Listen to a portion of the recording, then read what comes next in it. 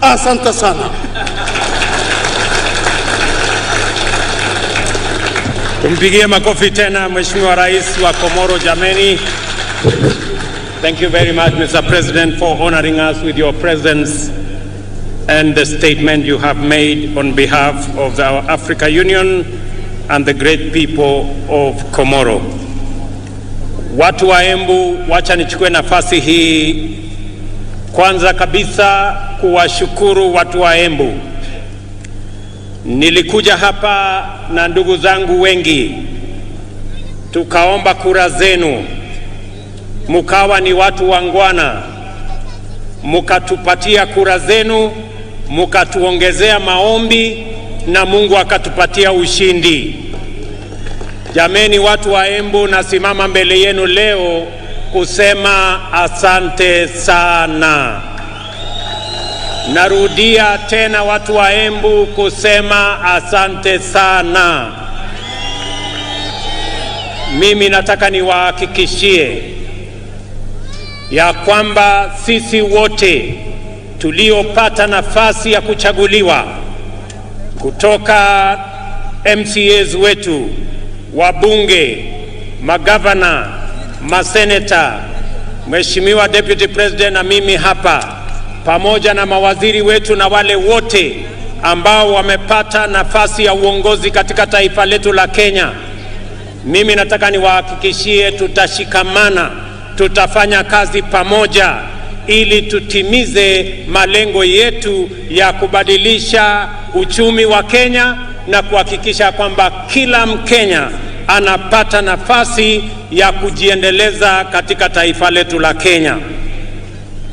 Na wauliza viongozi wote, sote tuliopata nafasi kutokana na kura za wananchi hawa, tushikamane, tushirikiane, tufanye kazi pamoja ili tuweze kubadilisha Embu wakati tunabadilisha Kenya.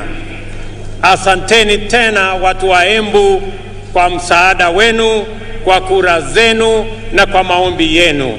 I want to say thank you very much to the great people of Embu County, as I thank all Kenyans who stepped forward to vote in the last election so that we, as the people of Kenya, can maintain our democratic credentials as a nation that is democratic, as a nation that is built on the firm foundation of multi-party democracy. And now it is our opportunity, all of us as leaders in government and in the opposition, to work together towards making our nation great. On this day, 60 years ago, Kenya formally gained its right of internal government. Madaraka, the mandate of majority African self-determination, was a major step forward. The emergence of this nation as a republic later that year. That first Madaraka Day then was the golden dawn of our country's sovereignty, freedom from colonial oppression, autonomy from racist repression, and liberty from foreign suppression. In fighting for our sovereignty, our noble freedom fighters had primarily waged a political struggle to liberate a people divided, humiliated, and impoverished under a predatory system whose institutions were vicious and extractive. So, although the freedom struggle was political and the first Madaraka Day represented political autonomy, every Kenyan African understood it to mean and to be the beginning of the hard and noble work of securing and enhancing social and economic freedom as well. For 6 decades now, the people of Kenya have worked hard with admirable diligence and unwavering determination to perfect the political freedom of their nation through sustained socio-economic progress. In this manner, Kenyans have reiterated their commitment to true freedom by complementing political freedom with freedom from want, freedom from suffering, freedom from ignorance, and freedom from indignity. Our forefathers' historic struggle to vindicate our God-given rights of self-determination entailed tremendous sacrifice and immense determination against a colossal adversary. Ultimately, they triumphed. Similarly, our war against underdevelopment, poverty, unemployment, indignity, and vulnerability has been daunting. Yet, we have made steady progress year after year, over 60 years of freedom. At the heart of our struggle for freedom, both before and after independence, is the distinctively Kenyan spirit of determination that is nevertheless flexible, consistency which is innovative, pragmatism that is also hopeful, and faith strong enough to take chances. The sacrifices required were inspired by a spirit that is truly unique, which transcends ordinary decision-making. We recognize that spirit even now. It lives in the heart of every Kenyan who wakes up early to give their best, try their luck, knock on doors, and chase their dreams. We see it every day when we see traders, artisans, farmers, and other workers braving the scorching sun and enduring cold rain in pursuit of livelihood. We also witness in teachers, nurses, police officers, extension officers, and technicians who go far from their comfort zone, often beyond the call of duty, to attend to Kenyans in their communities throughout all villages, all corners of our great republic. This noble ethic of willingness to struggle by working hard and embracing risk, and of determination to achieve positive change in great leaps as well as in little installments, has brought us far and will take us beyond the horizon of our destiny. Today, I join all Kenyans to celebrate our magnificent collective achievements and the spirit of brave endeavor which inspired them 60 years ago and sustain us today. This celebration speaks to the sustained effort we have invested in perfecting our national mandate of self-government. I will highlight the wonderful ways in which we have stewarded political freedom into democratic maturity, enhanced economic freedom by empowering enterprise, and expanded social freedom by securing dignity. We must never forget that until fairly recently, our country's politics was divisive, violence, do-or-die affair by which neighbors, colleagues, and even relatives were incited into hatred in the name of political competition. In this dark era, the tribe was the fundamental term of all political engagement and the master variable of democratic contest. Many highly respected experts and eminent persons confidently affirmed that Kenyan politics is inherently tribal, and many leaders designed their political parties, policies, and campaigns on the basis of raw political appeals. Leaders also made sure that political discourse revolved around personalities and the private interests of a few privileged individuals and not the aspirations of the majority. Some used political parties as political vehicles to access the high table where important decisions were made and exploited their ethnic constituencies to negotiate a bigger share of public resources as well as positions of power and privilege in the service of private ends. For decades, Kenyans understood that this perverse political culture not only defiled our democracy, but also obstructed the spirit of daring and achievement, arresting our collective progress.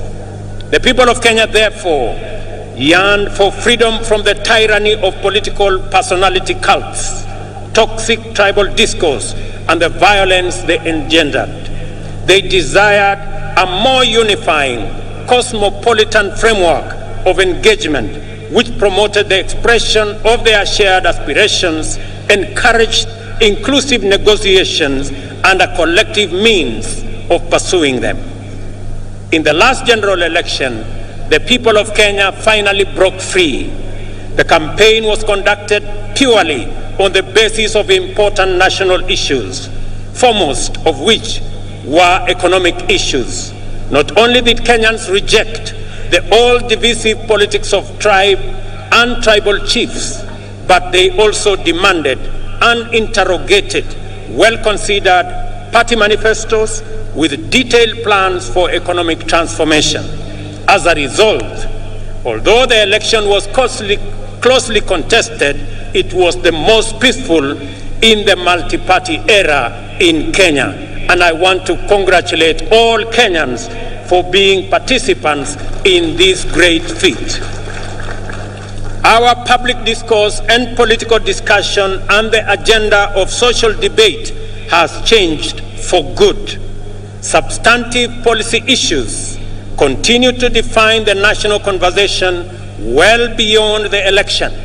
At the moment, there is a robust debate on the finance bill taking place everywhere in this country, in churches, social places, formal and informal workplaces, all media platforms, and busy markets, as well as in urban and rural gatherings.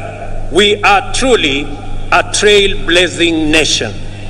Many countries struggle in vain to generate a national debate on public financing, taxation, or other policy issues. In Kenya, we have easily sustained intense discourse on the finance bill and the affordable housing policy for weeks now. The debate has remained issue-oriented, and there is no hint of divisive ethnic rhetoric at all. The cost of living is keeping all leaders, including myself, awake, and this is precisely as it should be. Superficially, the intense national debate on housing is not about whether it is a tax or a contribution. The attention sharply focused on the housing contributions is an implicit expression of ownership. People desire better information and stronger assurance regarding the custody, security, investment, and return on their money. That is phenomenal. People are interested. How will their money be? Will it be safe? Will it be stolen? How is it going to benefit them? And how are they going to get a fair return for their contribution? I want to assure the people of Kenya that those questions will be answered. More encouragingly, the discourse on public finances and housing fund has opened our eyes to our emergence as a stakeholder republic. Kenyans today, more than ever, are fully involved citizens in shaping public policies and making institutions accountable in the manner in which they run national affairs.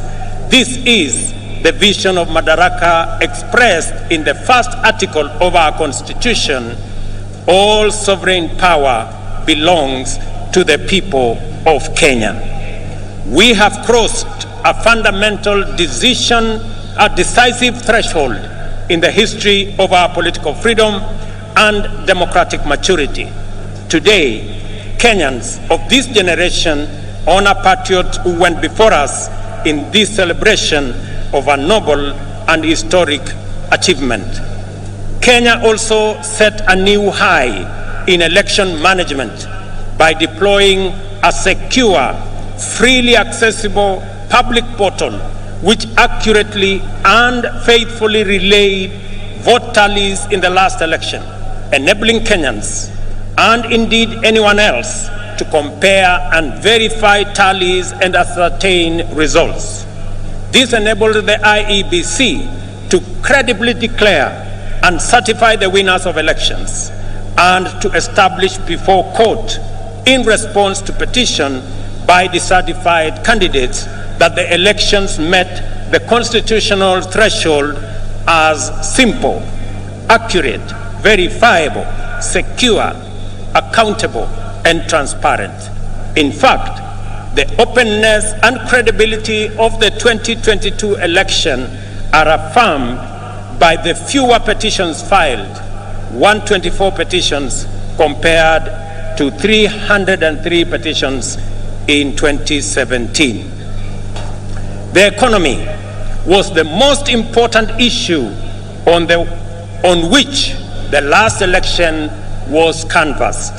The people of Kenya, in their multitudes, made their voices heard, their ideas clear, and their desires known. From Busia to Banisa, Lokichogio to Lamu, Magadi to Moyale, Mandera to Migori, and everywhere in between, the people said they wanted to transform our economic system, democratize opportunity, enhance inclusion, and reduce exploitation. Instead of the traditional campaigning of confrontation, incitement, and division, the last campaign became a sustained national debate on the most pertinent economic issues: the millions of our unemployed youth, access to affordable credit, inclusive financing, promoting the robust expression of the legendary Kenyan hustling spirit through MSMEs, and the facilitation of individual enterprise by enhancing market power through collective interventions like the Chama and SACCO. This is how Kenyan entrepreneurs desired to secure access to credit, do savings, access the market, social security, and health insurance. By paying attention to their aspirations, we established that Kenyan entrepreneurs desire to pursue success through enterprise, which makes positive measures to ensure that no one is left behind or no one is exploited. It is an enterprise culture which encourages the pursuit of individual aspirations through collective systems, which empower every person to succeed within the context of a thriving community. In the course of consultations with Kenyans at the grassroots throughout the country, we identified a number of barriers to effective realization of their economic well-being. The first was the bureaucracy in regulation and compliance, including tax administration. Second, the extreme informality of most enterprises, which effectively relegated them to the margins of empowerment, facilitation, or even recognition as lawful undertakings. Third was the misconception around expanding the national tax base. Is it about people paying more or more people paying? The answer lies in empowering more Kenyans to enter the taxable income category through intentional effort to create millions of new jobs and millions of new taxpayers in due course. Fourth, a huge number of Kenyans, about 10 million, had either been blacklisted by the credit reference bureaus, of an inability to pay loans advanced by financial technology platforms, or were struggling to pay. Other lenders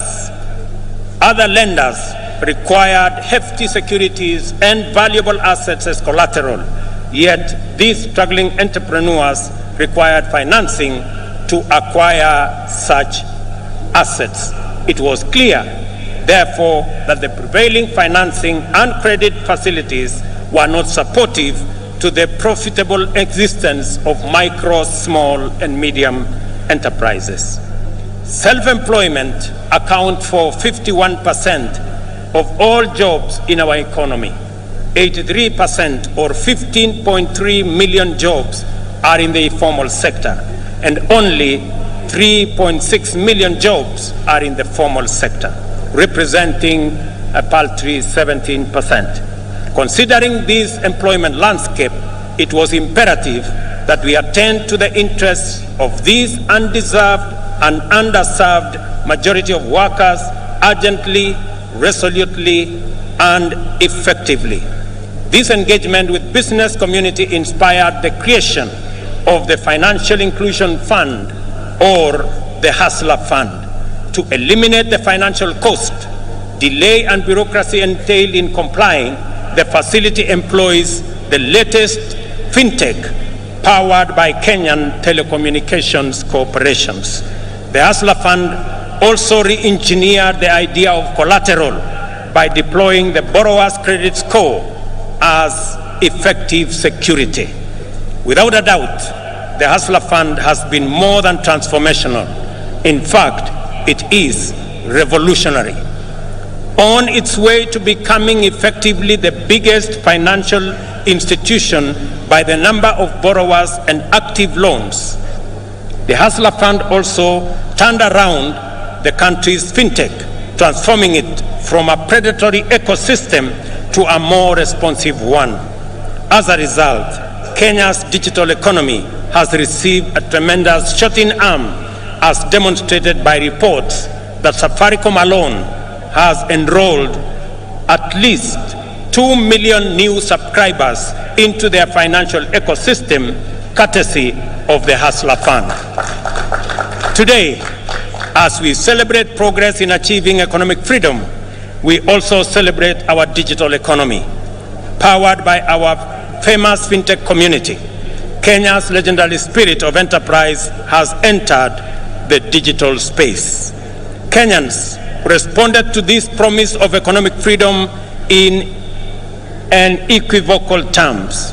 The total number of digital transactions now at the Hustler Fund stands at 42.5 million, through which 20.2 million Kenyans have accessed nearly Kenya shillings 30 billion and repaid close to 20 billion, with 7 million Kenyans being constant and repeat customers.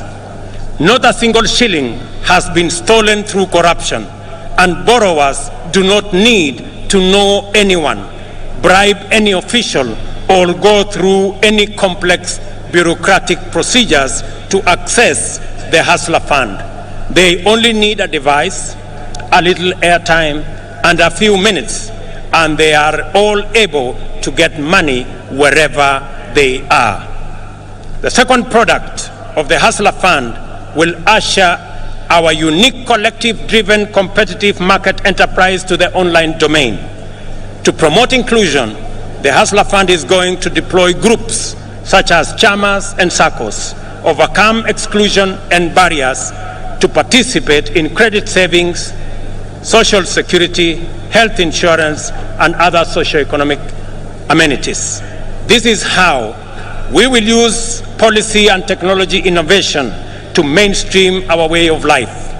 We are committed to leveraging fintech in ensuring that no one is left behind in the financial and entrepreneurial inclusivity revolution. I am delighted to announce that today, during this celebration, I shall be launching the second product of the Hustler Fund, which is aimed at facilitating people access funding through groups.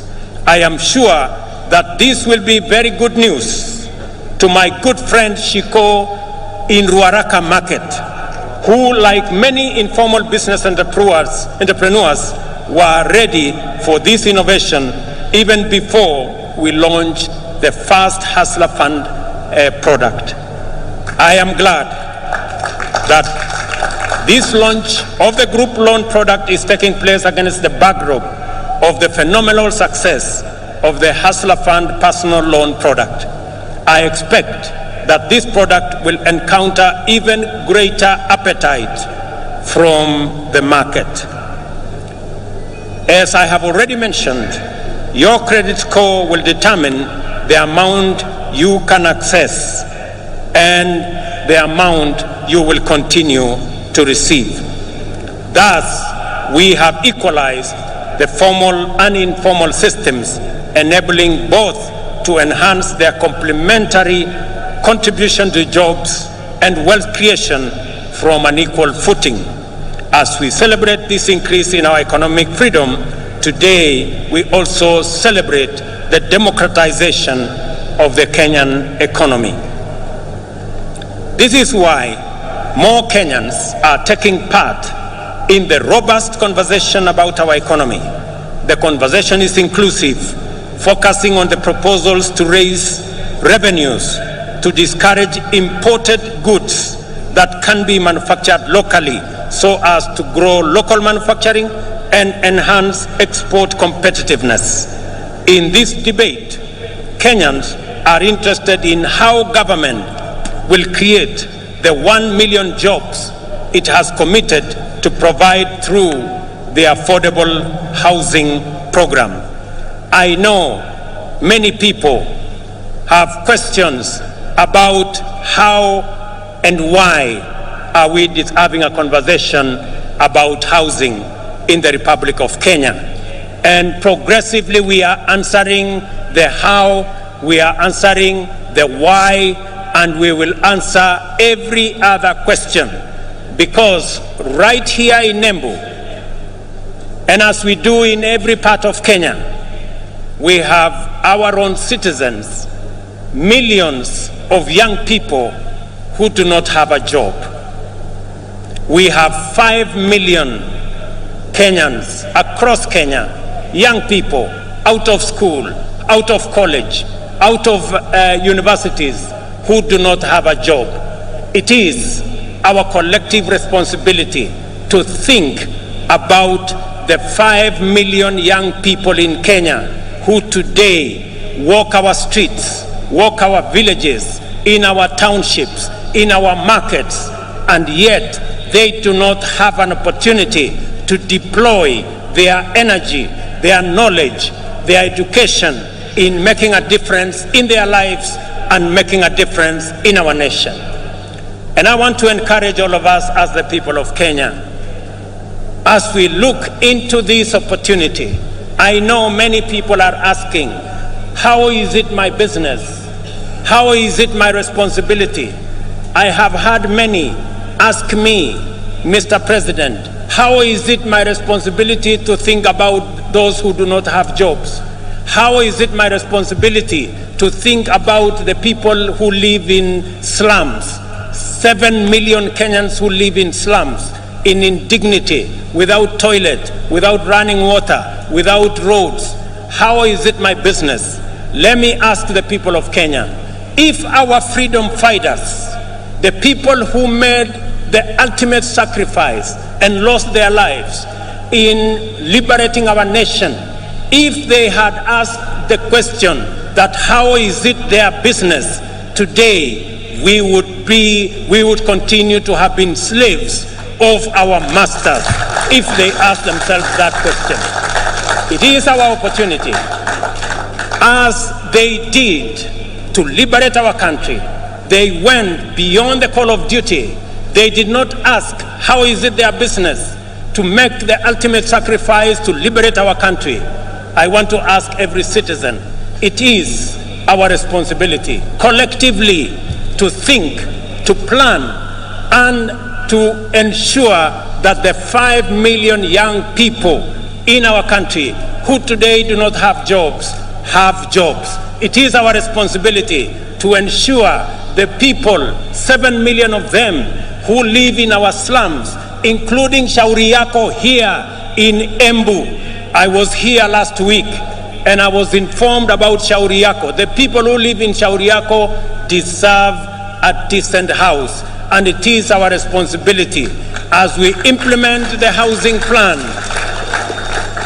not just to create jobs, at least 1 million jobs every year. It is also our responsibility to grow our manufacturing, because housing will make sure that our entire manufacturing value chain, from the cement in our factories, to the steel in our factories, to the doors and windows and hinges in our Juakali sector and our construction products industry, to the sand harvesters, to all the people who will be working in our construction sites, to the accountants and engineers and all the architects and all the technicians and the electricians, to every sector, the millions of young people that will be employed in this sector, is sacrifice enough for us who are employed to make that contribution to the hustler fund, to the housing fund,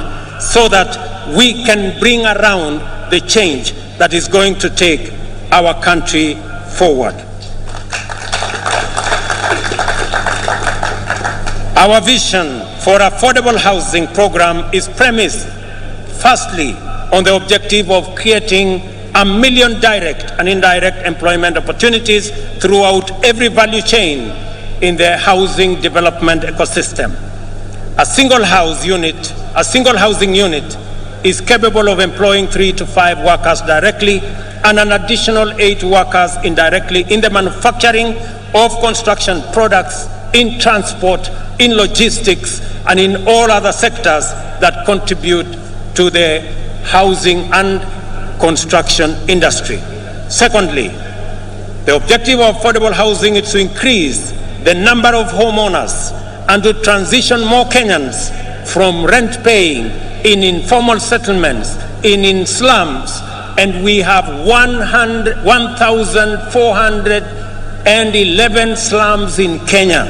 We should transition those people, my countrymen and women, into homeowners. They should live in dignity like the rest of us, because we owe them a duty of citizenship and a duty of comradeship as we live in one country.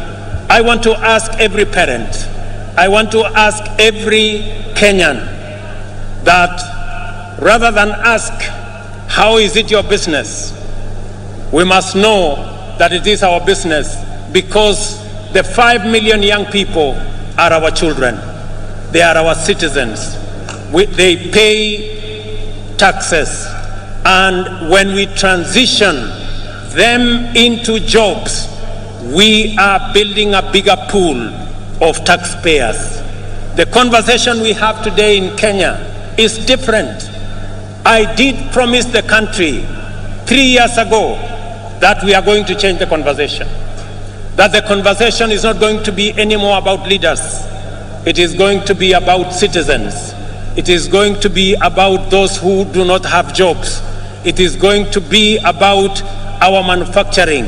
It is going to be about the millions who live in informal settlements. It is going to be about the people. I told the country that we are going to change the conversation. It is not going to be about changing the constitution and creating positions for leaders. It is going to be about changing the economy and creating opportunities for millions of young people, including the many who are today in our streets and villages, the millions of young people who are looking up to us to provide them with opportunities to work. It's going to be about the ordinary people who work in the manufacturing sector, the people who also wants to contribute, to be taxpayers, but because they have no jobs, they cannot pay tax. I promise the country that it is not going to be about sharing power. It is going to be not about sharing power by the elite and by leaders. It is going to be about empowerment of every citizen, empowering our farmers to produce more so that we can get ourselves into food security, empowering our young people with jobs so that they too can contribute meaningfully to our economy and meaningfully to our taxpayers. It calls for us the empowerment of every citizen and every business person so that we can contribute to the economy of our country. I want to promise you, ladies and gentlemen, that that effort is on course, and together we are going to move in that direction. To enhance our national productivity, we are prioritizing the consolidation, processing, and value addition of our agricultural products. You just heard my dear sister, Governor of Embu, say, right here in Mashanga, we are going to build an aggregation and industrial park so that the people of Embu, and as we do it in Embu, we are doing it in every county in the Republic of Kenya. Last week, we advertised the first 14 agricultural aggregation and industrial park that will be built in every county so that we can consolidate our agricultural produce. We can provide for value addition. We can provide for agro-processing. We can enhance our manufacturing, create jobs, create value, and enhance the earnings of every farmer as we get rid of brokers, as we get rid of cartels, and ensure that we protect the hard-earned and the sweat of farmers in the Republic of Kenya. Additionally, the government of Kenya will step up the establishment of 5 additional export processing zones in the coming year in Sagana, in Thika, in Joro, in Eldoret, and in Busia to complement the one in Athi River, the one in Dongokundu, and the one in Naivasha, because we believe that additional processing capacity, focusing on our exports that have come down in the last 10 years from 28% of our GDP to just around 10% of our GDP, that we need new impetus, we need new thinking, we need new infrastructure to be able to drive our exports. And that is why we are expanding our processing capacity in our export processing zones, in our special economic zones, and at the same time, we remain firmly committed to the Continental Free Trade Area and the effective implementation of the Africa Continental Free Trade Area. Just this week, we concluded a working retreat for trade ministers of the Continental Free Trade Area with the private sector. I am glad to welcome to this gathering the delegation that has been holding Africa private sector discussions in Nairobi, led by my brother, the President of Comoros, His Excellency Azali Assoumani, and one of the most foremost champions of the Africa Continental Free Trade Area. It is also gratifying to note that the champion, the former president of Niger, is right in our midst. It's also gratifying to note that 11 trade ministers are here today from different countries in our continent. I wish to recognize the following delegations led by the ACFTA Secretariat. Delegation from Comoro, are they here? Wasimame? The delegation from Comoro, thank you very much. The delegation from Niger, thank you very much. Delegation from Central Africa Republic, the delegation from Chad, thank you very much, they are there. The delegation from Namibia, the delegation from Djibouti, the delegation from Côte d'Ivoire, the delegation from Nigeria, the delegation from Botswana, the delegation from Ghana, and the delegation from Burkina Faso. A significant portion of household budgets, as we all know, goes to food, a major component of the cost of living. Understandably, there has been animated engagement on this subject after a prolonged drought which pushed the entire Horn of Africa region to the brink of famine. Widespread shortages of staple foods have driven food prices beyond the ability of many households to afford them. Enhancing food production is an intervention with multiple fundamental implications. It promotes access to affordable and adequate food and nutrition for the majority. It also increases food supply, lowers prices, and thus reduces the cost of living. Moreover, subsidizing food production increases jobs and productivity in the country's biggest employer, the agricultural sector. In keeping with our commitment in this critical sector, we have registered 5 million farmers nationwide. These farmers immediately became eligible to receive subsidized fertilizer, and those who stepped forward received their full fertilizer requirement, unlike in past seasons when the allocations were rationed. As a result of these measures, Kenyan farmers have been able to plant an extra 200,000 acres this year by using an additional 2 million kilos of seed beyond what was planted last year. As international petroleum prices continue to rise beyond reach, the cost of fuel locally raises steeply. Transport, as a component of household budget, is affecting the cost of living. We have to liberate Kenyans from the reliance on transport that depends on petroleum. For this reason, we are rolling out an electric vehicle public transport system which will bring down the cost of transport significantly. Our border industry is about to experience inclusive transformation through the introduction of more efficient, affordable, and clean motor vehicles. With this intervention, owning and operating a border will become affordable, secure, and profitable. I am eager that this information reaches the seconder of my presidential nomination, Mr. Calvin Ochieng, who operates in Kilimani, so that he can escalate his hustle to the next level. I have some good news for my border friends. When I went around the country, they stepped forward and they told me they are victims of an exploitative financing system. I want to tell them, my good friends, I have some good news for you.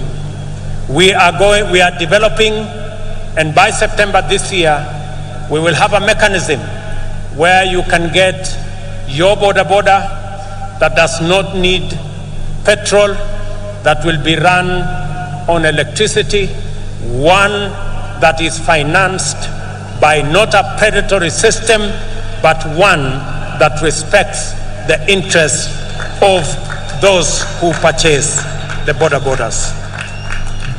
A healthy nation is liberated from human suffering and empowered to pursue their livelihoods and dreams without the hindrance and underperformance associated with ill health.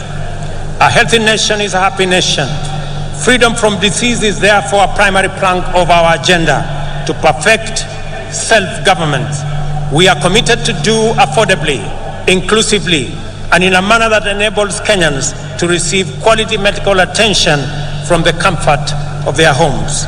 Towards this end, we are reforming the National Health Insurance Fund to meet the urgent needs of Kenyans at the bottom of the socio-economic structure by actualizing its purpose as a social medical insurance facility. Secondly, we have committed to deliver universal health coverage that enables every Kenyan attain dignified health care at the minimum cost of subscription fee. Thirdly, we have collaborated with county governments, whom we support wholeheartedly, and I want to commend all county governments for the exemplary work they are doing around health as a devolved function. We have collaborating with the county governments to recruit community health workers, promoters throughout the country. 100,000 of them will be recruited under this program, and this number will make every one promoter available for 100 households. This means that each promoter will be tasked with visiting Kenyans at their homes to determine whether any condition need to be managed through healthier lifestyle or basic medical attention. They will also be tasked with enabling patients with chronic conditions manage their medication, diet, and general well-being in a manner that makes hospitalization sometimes unnecessary. Finally, the promoters will facilitate early detection of conditions for referral to comprehensive attention in the spirit of effective healthcare management.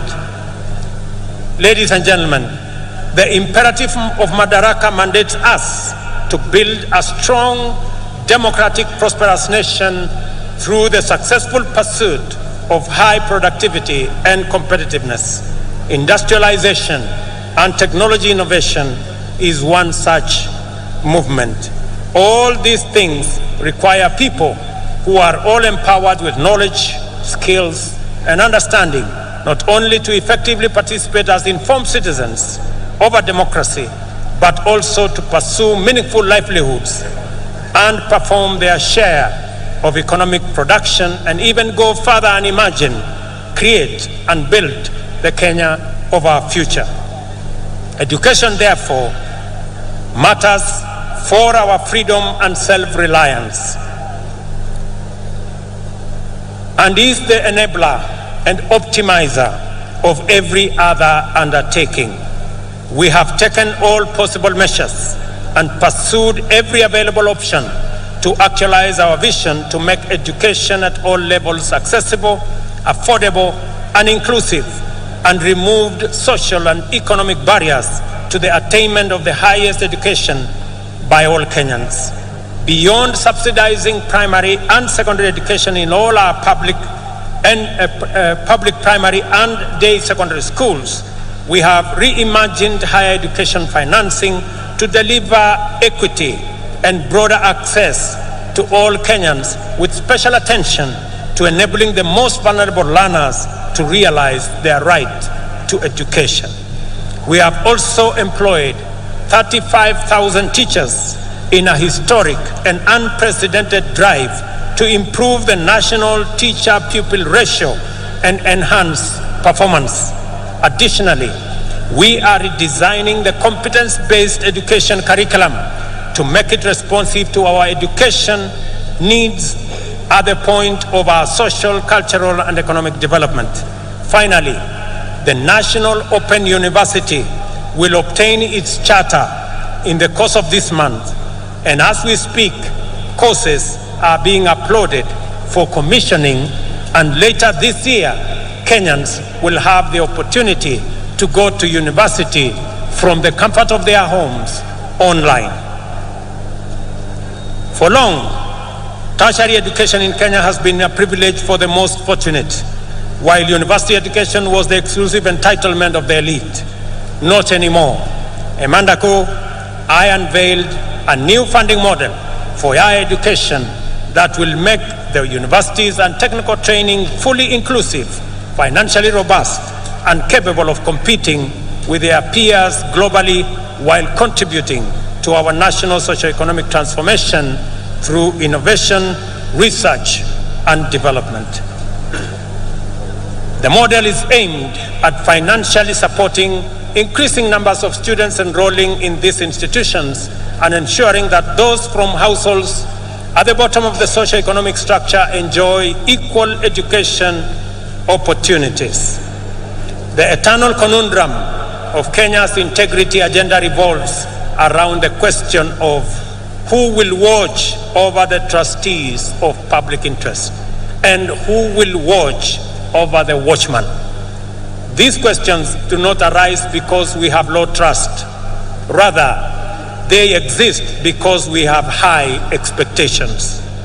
Given that these expectations are legitimate, in a technologically driven new millennium, we are increasingly resorting to technology as the answer to our transactional efficiency challenges. From the election results portal for our democracy to the Hustler Fund for MSMEs and the means testing instrument for higher education, as well as registration of farmers and distribution of fertilizer, Digital technology is enabling the government to deliver services efficiently and to give citizens confidence that the system is fair and incorruptible. We must therefore take a moment today to celebrate technology in general, and in particular, Kenyan fintech and other innovations that are making it possible for us to serve Kenyans to the best possible standard. I remind all Kenyans who work in technology and everyone who uses technology that our forefathers fought with basic technology against a technologically superior superpower and won our freedom. We have a duty to deploy the best innovations and technologies to make Kenya efficient, competitive, and prosperous. I am persuaded that technology holds the key to improving efficiency, enabling inclusion, promoting transparency and integrity, deepening trust, and strengthening public confidence in government service provision. This is the reason why we are digitizing government information and taking public services online.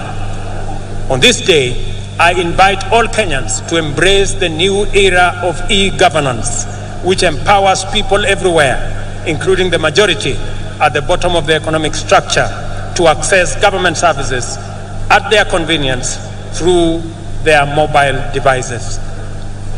Since the advent of e-citizen, government gradually increased the number of services available on the platform from 391. The rate of increase of onboarded services is now shifting to a new radical trajectory. Today, 3,770 services have been onboarded and fully operational. Another 3,000 are on course to being completed. We expect 5,000 services to be online by the end of this month.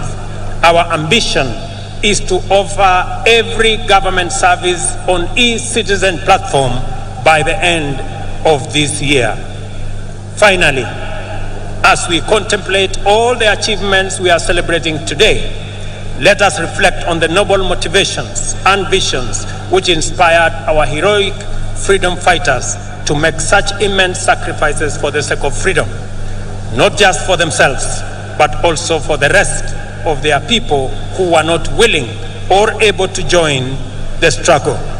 Why did these heroes embrace such profound risk and danger in pursuit of a benefit that everyone else would enjoy?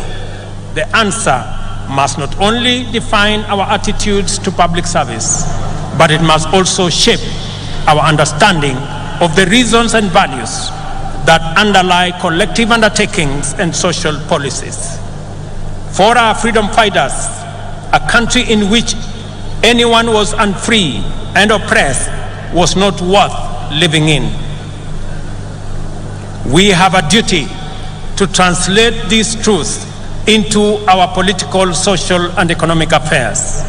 Our collectivist spirit that anchors competitive individual enterprise encapsulates this magnificent ethos. We owe each other certain duties as members of a community that we call a nation. Whenever we can do anything to make another person's life better, at no or little cost to ourselves, we have a solemn obligation to proceed and do it. There is a fundamental level at which we are morally obligated to think about our duties to the unemployed youth, vulnerable communities struggling in slums, and other people at risk of exclusion. Their struggle for dignity as human beings appeals to our duty of moral consideration. Their complicated pursuit of livelihood can potentially complicate our stable prospects. No human is an island. In community lies power, and to unlock that power, we must attend to our values and perform our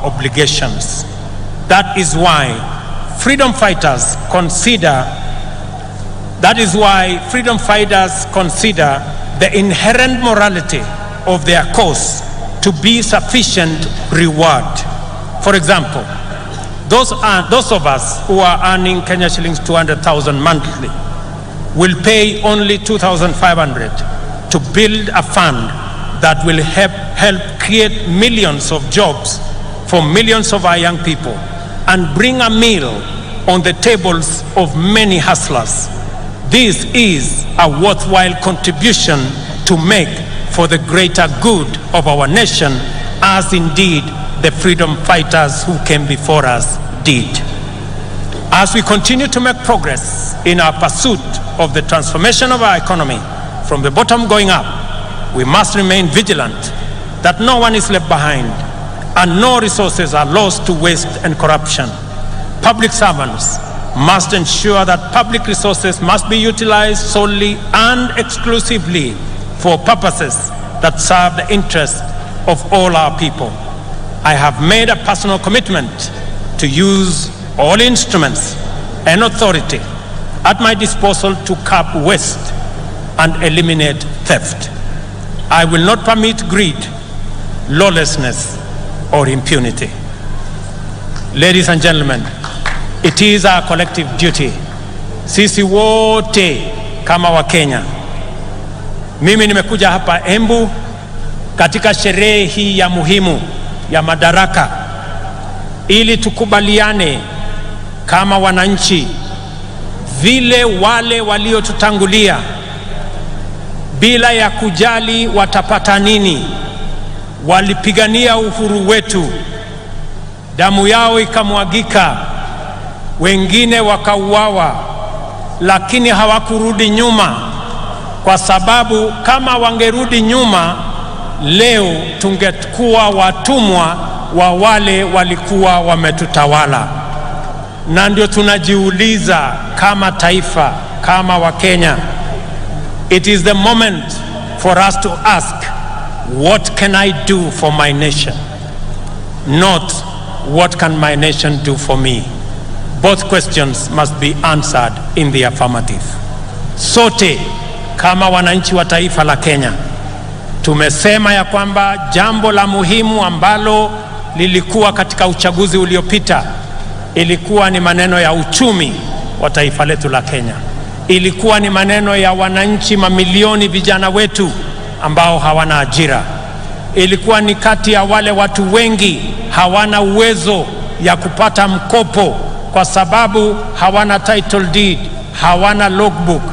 Leo ni jukumu letu kuhakikisha hata na wao wako na uwezo, wako na njia ya kupata mkopo wajiendeleze maisha yao.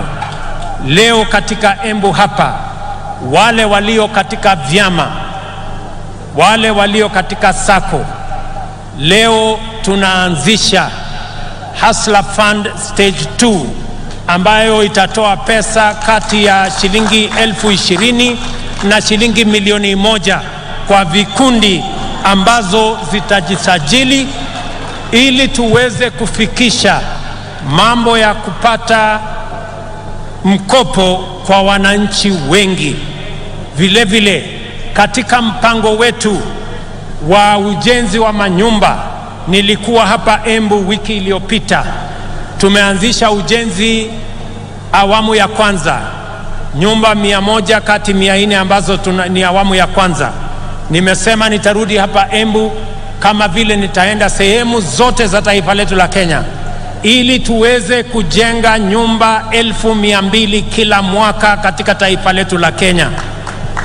Hizo nyumba 200,000 zitatupatia ajira ya vijana 1,000,000, zitatuwezesha kampuni zetu za simiti, kampuni zetu za chuma, wale wanaotengeneza viti, wale wanaotengeneza milango, wale wanaotengeneza madirisha, wale mafundi, technicians, masons, carpenters, electricians, engineers, architects, quantity surveyors, wale wanaofanya kazi katika transport sector, madereva wetu, makanga wetu, wote watajumuika na tutakuwa na nafasi ya kupanga na kutengeneza ajira katika taifa letu la Kenya.